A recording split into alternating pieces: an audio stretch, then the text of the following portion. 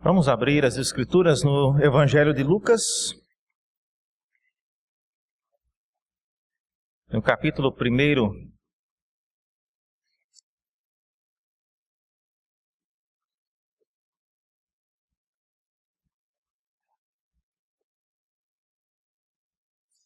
Lucas, no capítulo 1, a partir do versículo 67, nós lemos a respeito do cântico de Zacarias. Ele foi o pai de João Batista. E aconteceu um incidente muito curioso na vida dele. Nós vamos falar sobre isso nesta manhã. E vamos pegar aqui a parte final, que já é o seu cântico, aquilo que ele profetiza em relação aos eventos. Evangelho de Lucas, capítulo 1, versículos 67 em diante. Nós lemos assim: Zacarias, seu pai, cheio do Espírito Santo, profetizou dizendo: Bendito seja o Senhor, Deus de Israel. Por quê? Porque visitou e redimiu o seu povo, e nos suscitou plena e poderosa salvação na casa de Davi, seu servo, como prometera desde a antiguidade por boca dos seus santos profetas, para nos libertar dos nossos inimigos e das mãos de todos os que nos odeiam, para usar de misericórdia com os nossos pais e lembrar-se da sua santa aliança e do juramento que fez a Abraão, nosso pai, de conceder-nos que, livres das mãos de inimigos, adorássemos sem temor, em santidade e justiça perante Ele todos os nossos dias. Tu, menino, serás chamado profeta do Altíssimo, porque procederás o Senhor, preparando-lhe os caminhos, para dar a seu povo conhecimento da salvação, no redimi-lo dos seus pecados, graças à entranhável misericórdia de nosso Deus, pela qual nos visitará o sol nascente das alturas, para alumiar os que jazem nas trevas e na sombra da morte, e dirigir os nossos pés pelo caminho da paz. Até aqui a palavra do Senhor. Vamos orar?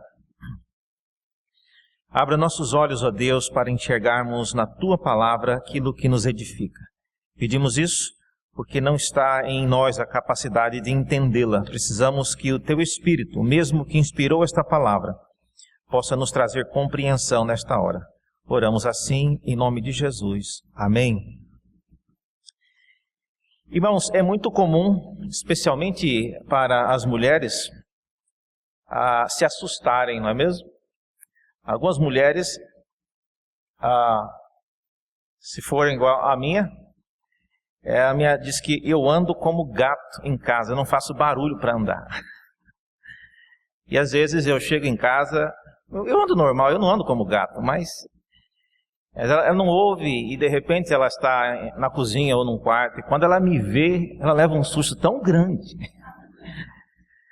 E eu fico pensando, né, por que isso, né? E às vezes o momento de espanto é tão grande e que a gente fica pensando, será que houve algum tipo de mudança no modo como a pessoa nos vê? Esse texto que nós vamos ler hoje conta algo semelhante. Esse tal Zacarias, o pai de João Batista, ele era um sacerdote. E o texto que nós lemos já é a parte final do acontecimento, mas se você olhar, eu convido você a fazê-lo agora, no início do capítulo, fala que Zacarias, ele era alguém que era sacerdote. Veja nos versículos 5 em diante, capítulo 1 de Lucas, versículo 5, diz que nos dias de Herodes, rei da Judéia, houve um sacerdote chamado Zacarias, no turno de Abias. E a sua mulher era das filhas de Arão e se chamava Isabel. E é dito a respeito deles que ambos eram justos diante de Deus e viviam irrepreensivelmente em todos os preceitos e mandamentos do Senhor. Só que tinha um detalhe, que a Isabel, ela não tinha filhos e ela era estéril e já avançada em dias. Uma situação bem conhecida no povo de Israel, que nos lembra de vários personagens bíblicos. Muito bem, esse Zacarias, ele era sacerdote e ele foi escalado numa ocasião para servir lá no santuário. E diz o texto que a escalação ela é feita por meio de um sorteio. Cada turno ele era sorteado para quem vê quem estava na escala de um turno para servir como sacerdote. E diz o versículo 8 em diante que Zacarias ele foi sorteado e ele estava lá cumprindo o seu papel, ele era sacerdote. E enquanto servia, ele fazia o que todos os outros faziam, a mesma coisa. Chegar diante do santuário, recolher o sangue que era oferecido lá fora no altar. Parte do sangue era recolhido e trazido numa bacia. Ele entrava dentro do santuário, na primeira parte do templo, que era o santo lugar, que tinha o altar do incenso e a mesa da proposição e o candelabro. Ele estava ainda nessa parte do santuário, quando algo inesperado aconteceu. Algo que não era rotineiro, algo que não era comum. Veja no versículo 9, nós lemos o seguinte, ainda Lucas capítulo 1, diz que, segundo o costume sacerdotal, entrar no santuário do Senhor para queimar incenso. E durante esse tempo, toda a multidão do povo permanecia da parte de fora, orando. E eis que lhe apareceu um anjo do Senhor, em pé, à direita do altar do incenso. E aí que vem a hora do susto.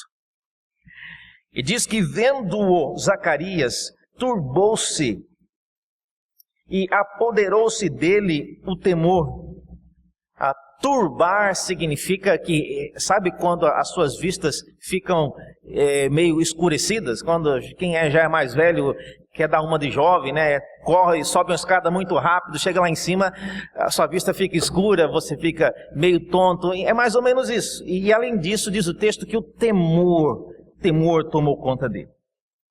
Em outras palavras, ele ficou realmente apavorado. E aí, o versículo 13 vem a fala do anjo. Mas vamos primeiro analisar essa primeira reação de Zacarias. A primeira reação de Zacarias foi uma reação de temor e medo. Apoderou-se dele grande temor.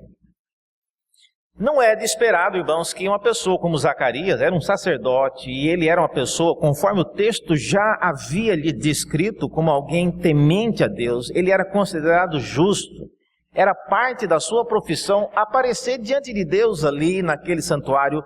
Mas o que exatamente levou Zacarias a ter medo e ter pavor naquela hora? Quando ele viu o anjo do Senhor, Gabriel, ninguém menos que o próprio Gabriel ali do lado do altar. O texto diz que ele apareceu do lado do altar do incenso, e o altar onde era colocado o incenso era o local onde, simbolicamente, o incenso ele era acionado com as brasas que eram tiradas do altar de holocausto. Então eles traziam a brasa e colocavam nesse altar, e a brasa viva em contato com o incenso, então acionava aquela fumaça e o cheiro subia. E isso, conforme a descrição do Antigo Testamento, era um símbolo das orações do povo de Israel indo até Deus. Então é curioso que é nesse momento, quando o incenso é acionado, e eu vou aqui imaginar Zacarias chegando com cuidado, a hora que ele coloca a brasa no incenso, não só o incenso começa a subir, como aparece um anjo do lado dele. É realmente uma coisa assustadora. E nesse momento o anjo diz que as orações dele especificamente haviam sido ouvidas. Embora Zacarias estivesse ali representando todo o povo que estava lá fora, o anjo diz que a sua oração havia sido respondida. Então a primeira reação é de temor. E ela não deveria ser uma reação por causa dos pecados, como Isaías teve quando ele viu o Senhor assentado num alto e sublime trono. Isaías disse lá no capítulo 6, ai de mim, porque vivo no meio de um povo de impuros lábios, e eu acabei de ver a glória do Senhor. Não é esse o caso. O temor de Zacarias foi uma reação de fato inesperada. E o temor dele, mesmo fazendo algo rotineiro, mostra, irmãos, que ele era alguém que ainda era movido pelas coisas que ele fazia. Então essa é a primeira lição a respeito desta reação de Zacarias. Mesmo sendo algo rotineiro, mesmo sendo algo que ele já fazia há um bom tempo, estar na casa de Deus para aquele homem não era algo que ele considerava normal, algo que não tinha mais nenhum impacto.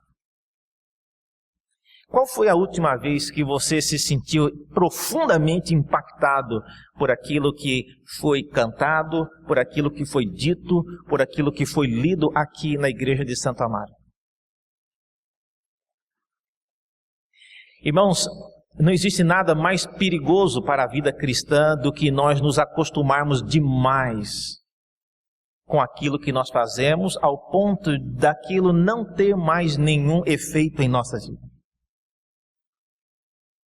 Eu lembro que o meu pai, como alguns já sabem, ele era eletricista e ele pegava, e eu falo isso porque eu já vi várias pessoas fazendo, e ele pegava no fio de energia 110, pegava nas duas pontas, ligado, e ele trabalhava assim, sem desligar. Ele levava o choque, mas ele não se preocupava com isso. E quando eu era criança, eu ficava admirado, eu queria aprender a fazer isso. E ele fala, mas você tem que pegar firme, você não pode ter dúvida.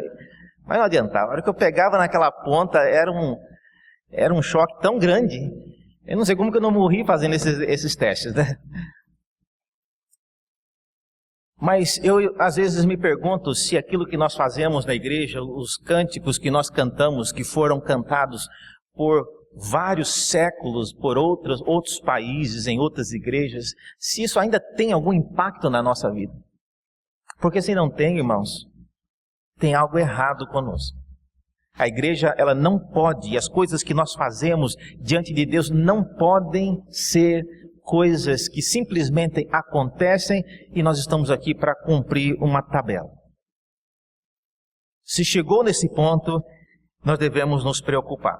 Então, essa primeira reação de Zacarias, ela é uma reação importante porque ela mostra que aquele homem, embora fosse alguém já acostumado a servir na casa de Deus, fosse um sacerdote, ele se espantou em ver a presença do anjo ali diante dele. A segunda reação de Zacarias, ela é uma reação que eu chamo de inesperada. E além de inesperada, ela foi uma reação inaceitável. Veja, a segunda reação dele foi uma reação de incredulidade. A primeira foi de temor, de pânico. A segunda foi uma reação de incredulidade. Versículos 18 em diante, nós lemos o seguinte, aí vem a fala do anjo que lhe apareceu. Versículo 13, diz, disse-lhe porém o anjo, Zacarias, não temas, porque a tua oração foi ouvida, Isabel, tua mulher, te dará à luz um filho, a quem darás o nome de João. Em ti haverá prazer e alegria, e muitos se regozijarão com o nascimento, pois ele será grande diante do Senhor, não beberá vinho nem bebida forte, e será cheio do Espírito Santo já do ventre materno. E converterá muitos dos filhos de Israel ao Senhor seu Deus, e irá diante do Senhor no espírito e poder de Elias, para converter o coração dos pais aos filhos, converter os desobedientes à prudência dos justos, e habilitar para o Senhor um povo preparado. Aqui várias coisas são ditas e que nós não temos tempo de entrar em todos os detalhes, mas a referência a Elias aqui é uma referência bastante já conhecida. No final do Antigo Testamento, Jesus ele é anunciado como sendo uma nova versão de Elias. Malaquias termina usando essa mesma figura. Então, não há nada de estranho nesse sentido. Converter o coração dos pais aos filhos é explicado na sequência como sendo converter da prudência ao juízo. Então, não é uma relação simplesmente dos pais pensarem igual aos filhos. É uma linguagem também do Antigo Testamento. Mas a reação de Zacarias, versículo 18, é que ele não acreditou naquilo que foi dito. E diz o texto aí, no versículo 18, que ele pergunta: como é que eu saberei disso? Pois eu sou velho e a minha mulher avançada em dias. E respondeu-lhe o anjo: eu sou Gabriel, que assisto diante de Deus, e fui enviado para falar-te e trazer-te estas boas novas.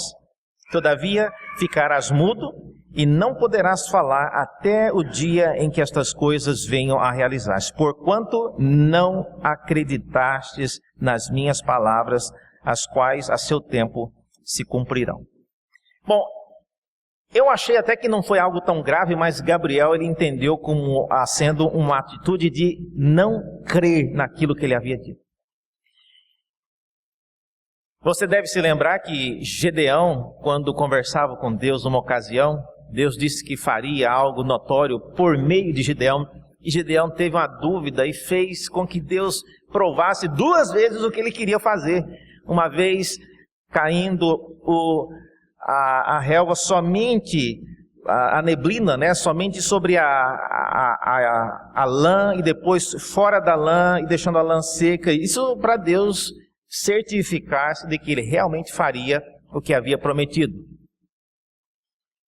Talvez ele tenha pensado nisso, mas o fato é que Gabriel aqui, ele não estava para brincadeira, e ele não queria explicar 2 vezes aquilo que ele havia falado. E a incredulidade, irmãos, ainda que momentânea, porque o capítulo 1 vai mostrar que Zacarias ele creu nessas coisas, mas esse foi um momento breve de incredulidade. O relato, por exemplo, de Maria, quando Maria recebe o mesmo anjo, e Maria é informada de que ela teria um filho, Maria pergunta como que aquilo aconteceria se ela era uma pessoa que não tinha uma relação com um homem. Por que o anjo não fez a mesma coisa com Maria? Podia colocar Maria muda também por um tempo, mas aparentemente a reação de Maria não é que ela não creu, ela não entendeu aquilo que iria acontecer. E o anjo, com muita disposição, explicou como é que sucederia. O Espírito Santo viria sobre ela e tomaria ela e conceberia por obra do Espírito Santo. No caso de Zacarias, não. Então, a lição que a gente aprende aqui, basicamente, é que nós devemos, irmãos, estar prontos para ver aquilo que Deus faz em nosso meio. E nem sempre Deus está disposto, nem sempre Deus irá explicar tudo aquilo que Ele está fazendo. Mas a nossa reação de incredulidade, ela é fundamental para, às vezes, trazer consequências à vida de outras pessoas. Às vezes a gente pensa, mas foi um momento rápido de incredulidade. Um momento rápido de incredulidade nosso pode ter consequências duradouras na vida daqueles que nós estamos auxiliando, ou no meio do povo de Deus. Nós nunca sabemos quem está nos olhando, quem está observando as nossas vidas. Zacarias era um homem que servia a Deus, e a sua incredulidade, ela com certeza poderia ter um impacto profundo na vida de outras pessoas que Deus colocou aos seus cuidados. Portanto, a reação de Zacarias, ela era inesperada, ela foi inaceitável, daí o anjo ter castigado por causa disso. Zacarias ficou mudo a partir daquele dia até o dia em que o seu filho João Batista nasceu e foi circuncidado. Foi só naquele dia que ele conseguiu abrir os seus lábios e falar alguma coisa. Então essa é a segunda reação, a reação de incredulidade, ainda que momentânea, mas ela aconteceu. E pessoas que não creem naquilo que Deus faz, Deus não tem interesse que essas pessoas sejam pessoas que deem testemunho daquilo que ele está fazendo. O mundo está cheio, irmãos, de pessoas que falam, mas falam sem crer. Falam bem, às vezes, mas não creem naquilo que falam. Zacarias, nesse momento, ele vacilou. Não estou falando aqui de salvação, não é nada disso. Mas ele não creu naquilo que o anjo do Senhor estava lhe dizendo. Em terceiro lugar, além da reação de susto inicial e da reação de incredulidade, Zacarias, num segundo momento, ele passa a confiar, ele passa a crer. Essa é a terceira reação dele. A partir do versículo 57, nós lemos a respeito de uma nova situação. Ainda sobre o Zacarias, olha só na sua Bíblia, versículo 57, é dito que a Isabel cumpriu-se o tempo de dar à luz e teve um filho. E ouviram seus vizinhos e parentes que o Senhor usara de grande misericórdia para com ela e participaram do seu regozijo. E sucedeu que no 8º dia foram circuncidar o menino e queriam dar-lhe o nome de seu pai, Zacarias. E de modo nenhum respondeu sua mãe. Então a mãe não gostou, não era para colocar o nome de Zacarias, tá? Pelo contrário, deve ser chamado João. E o povo da época espantou, porque João, que pessoa põe o nome de João no seu filho? E não era costume da época colocar um nome que não tivesse relação com o seu pai, especialmente sendo ele um sacerdote. Ter o nome associado com o sacerdote era algo que fazia parte da tradição. Então eles ficaram espantados da mulher querer e concordar de colocar o nome de João no filho. E eles não aceitaram a explicação da mulher.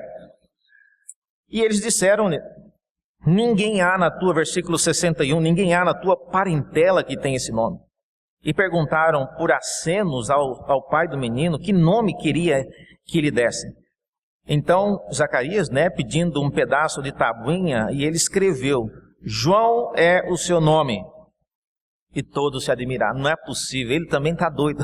Como é que vai colocar o nome de João numa criança? Então, nada contra o nome João, irmão. Tem alguém que chama João aqui, mas a situação era a seguinte. Colocar um nome numa pessoa, um filho de um sacerdote que não tivesse a relação com o seu pai, com a linhagem, com toda uma tradição, era algo inesperado. Mas daí o ponto, então, de eu mostrar para vocês que Zacarias, a partir desse ponto, ele já crê naquilo que Deus está fazendo. Vai ser João mesmo. Não importa se o mundo inteiro acha ser uma coisa estranha, é assim que vai ser. Vai ser João. E de onde que veio esse nome João? Foi o nome dado por Gabriel. Gabriel foi quem disse que o nome seria João. Deus, então, irmãos, ele mostra por meio dessa atitude de Zacarias, que mesmo tendo sido um momento de vacilo inicial, ele começa a crer naquilo que Deus estava fazendo. E o texto conclui, em quarto lugar, com uma quarta reação. A primeira foi de temor, a segunda foi de incredulidade, a terceira foi de confiança, e ele culmina com uma reação de gratidão a Deus por aquilo que estava acontecendo. Versículos 67 em diante, que nós lemos na abertura do sermão, é a palavra, é o que Zacarias, ele canta a Deus, ele fala por meio do Espírito Santo. E aqui é o ponto central que eu gostaria de concluir com algumas aplicações. Zacarias, na verdade, ele traz um bom resumo de como eu e você podemos nos alegrar agora no período de Natal. É lógico que nós já sabemos que o Natal, ele significa o nascimento de Cristo, mas deve haver mais coisas, não é só isso.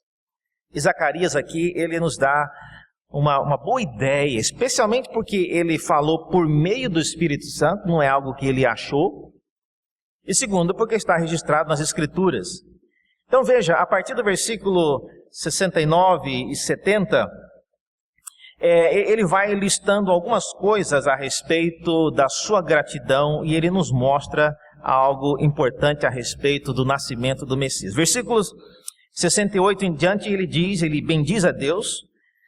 Bendito seja o Senhor, o Deus de Israel, porque visitou e redimiu o seu povo. Então, o primeiro significado do Natal do nascimento do Messias para Zacarias é que significa uma visita do anjo Gabriel, uma visita do próprio sol nascente das alturas, é uma referência a Cristo. E Zacarias, ele se alegra com isso, ele é grato por isso. Talvez o momento em que nós mais recebemos visitas em nossa casa é o momento da época de Natal e Ano Novo. Talvez isso possa nos ajudar a nos lembrar disso, irmãos. Quando você estiver recebendo uma visita nesse final de ano, lembre-se disso. Receber uma visita especialmente de quem nós amamos, pessoas que nós antecipamos pela chegada, alguém que já faz tanto tempo que não nos visita. A alegria de receber alguém em casa, de você abrir as suas portas e ser hospitaleiro, hospitaleira, é algo que deve nos lembrar também desse momento quando Deus, pela sua bondosa graça, resolveu enviar o seu Filho para nos visitar. E Jesus era realmente um visitante, ele não veio aqui para ficar para sempre, ele nos visitou. Então é isso que Zacarias, é o primeiro ponto da sua fala, ele agradece a Deus pela visita. E a visita tinha um propósito, diz o versículo, que ele veio para nos redimir, versículo 68. Ele veio para redimir o seu povo e suscitou plena e poderosa salvação da casa de Davi. Então não era uma visita apenas para olhar o que estava acontecendo. Ele veio com a finalidade específica. Ele veio para nos redimir.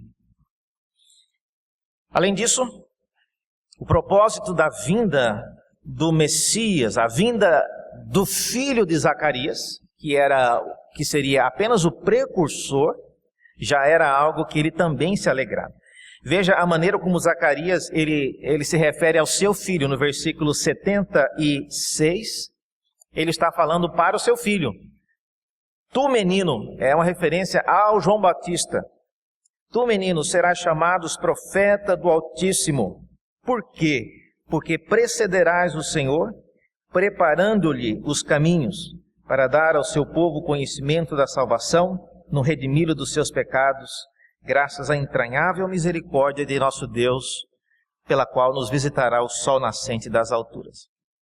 Então, Zacarias ele se alegra porque o seu próprio filho seria alguém que prepararia os caminhos do Senhor. Nós somos, irmãos, cada vez mais pessoas envolvidas numa sociedade que é bastante dinâmica, corrida, atribulada. Nem sempre nós somos donos daquilo que nós agendamos para fazer. Muitos de nós planejamos tantas coisas e quando chega o final do ano é tanta correria, é tanta tribulação.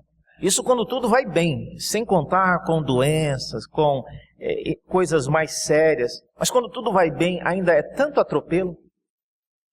E quando a gente vê, já está chegando o Natal e você, meu Deus, e a hora que às vezes a gente corre para chamar um pedreiro para arrumar uma casa, para deixar uma sala, mas aí está tudo comprometido.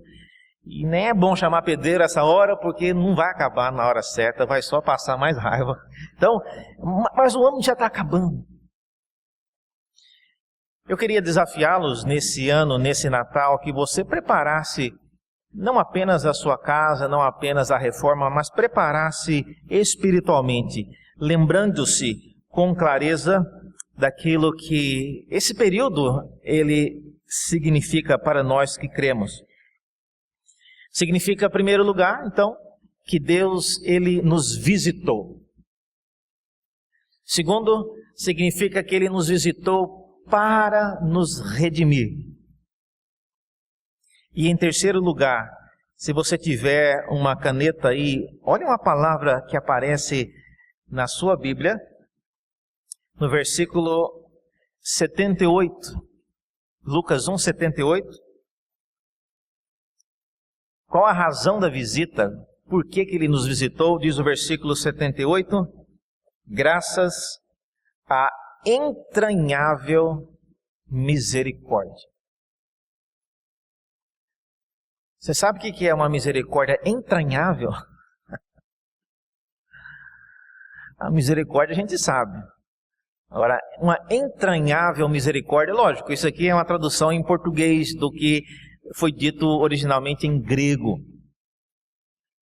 Mas uma misericórdia entranhável, no caso aqui, é uma misericórdia totalmente associada a Deus. Ou seja, é uma visita que nós devemos dar graças a Deus. É um grande privilégio, é parte daquilo que nós não merecíamos. É parte de algo que nós jamais poderíamos sequer solicitar, uma visita desta importância. E Zacarias, pelo jeito, ele entendeu isso, ele se alegrou com isso. Então, há sim, irmãos, bons motivos, grandes motivos para que nós nos alegremos nesse Natal. E o texto, conforme Zacarias nos mostra, é que de todas elas, essa entranhável misericórdia que permitiu que o Deus dos céus mandasse o seu Filho para nos visitar, é algo que nós devemos sim nos celebrar. 3 perguntas que eu queria deixar com vocês esta manhã. Primeiro, você ainda é movido de temor quando você ouve essas coisas sobre o Natal, quando você está aqui na igreja? Isso é um termômetro importante, irmãos, para nos falar a respeito da nossa espiritualidade diante de Deus. Segundo, você crê naquilo que Deus fez e faz ainda hoje? Tem muita gente aguardando ainda, como eu já disse em outros sermões, querem muitas respostas. Cuidado para que a sua incredulidade acabe afastando você daquilo que Deus está fazendo. E em terceiro lugar, você se alegra com aquilo que Deus fez e faz ainda hoje? A indiferença e a apatia pode ser um resultado de incredulidade. Nem sempre, mas pode ser. Mas crentes tementes a Deus, como vocês, precisam aprender a se alegrar com as coisas que Deus tem realizado em nosso meio. Às vezes eu olho e observo como as pessoas que gostam do seu próprio time chegam a chorar quando o time está ali no 0-0 ou 1-1 e está terminando o tempo. Eu acho bonito aquilo, uma empolgação.